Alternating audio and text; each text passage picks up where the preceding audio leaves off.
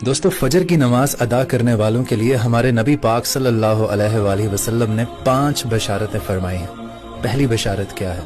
हमारे नबी पाक सल्लल्लाहु अलैहि वसल्लम ने इरशाद फरमाया कि तारीकियों में पैदल चलकर मस्जिद जाने वालों को कयामत के दिन मुकम्मल नूर की बशारत दे दो। और हमारे नबी पाक का इरशाद है कि फजर की दोनों रकअतें यानी सुन्नतें दुनिया व माफिया से बेहतर हैं। और आपने फरमाया कि जो बंदा अपने घर से निकलकर मस्जिद की तरफ निकलता है, अल्लाह ताला उसे हर कदम पर 10 नेकियां देते हैं। और मस्जिद में बैठकर नमाज का इंतजार करने वाला गोया मुसलसल नमाज पढ़ रहा होता है, यहाँ तक कि वो अपने अपने घरों में लौट जाएं।